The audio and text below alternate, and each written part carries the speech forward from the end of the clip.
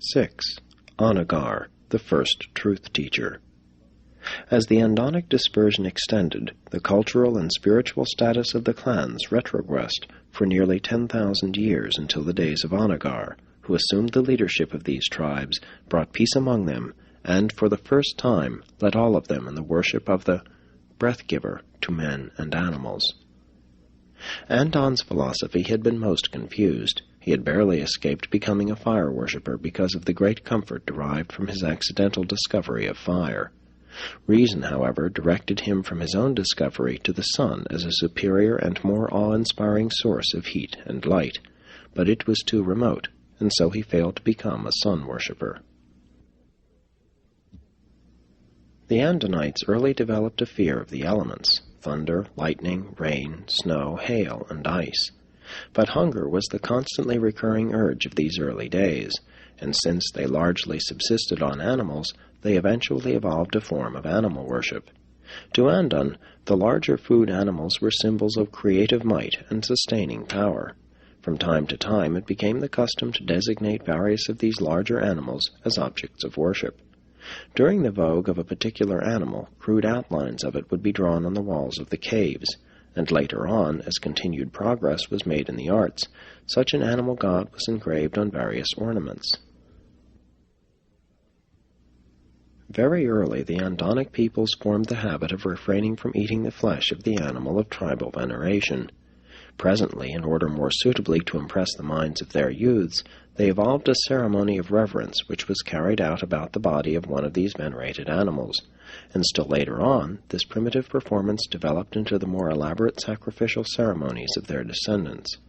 And this is the origin of sacrifices as a part of worship.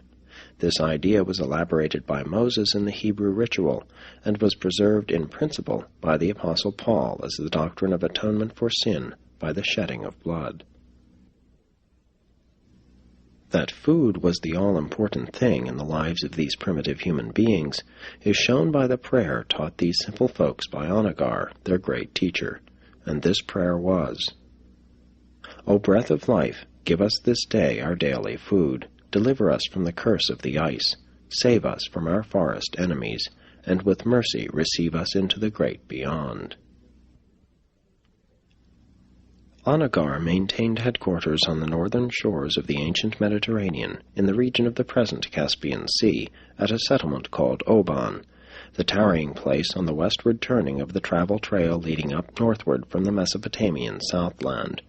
From Oban he sent out teachers to the remote settlements to spread his new doctrines of one deity and his concept of the hereafter, which he called the Great Beyond.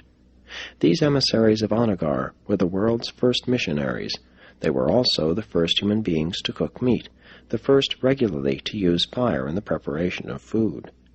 They cooked flesh on the ends of sticks and also on hot stones. Later on they roasted large pieces in the fire, but their descendants almost entirely reverted to the use of raw flesh. Onagar was born 983,323 years ago, from A.D. 1934, and he lived to be 69 years of age. The record of the achievements of this mastermind and spiritual leader of the pre-planetary prince days is a thrilling recital of the organization of these primitive peoples into a real society. He instituted an efficient tribal government, the like of which was not attained by succeeding generations in many millenniums. Never again, until the arrival of the planetary prince, was there such a high spiritual civilization on Earth. These simple people had a real, though primitive, religion, but it was subsequently lost to their deteriorating descendants. Although both Andon and Fonta had received thought adjusters, as had many of their descendants, it was not until the days of Onagar that the adjusters and guardian seraphim came in great numbers to Urantia. This was, indeed, the golden age of primitive man.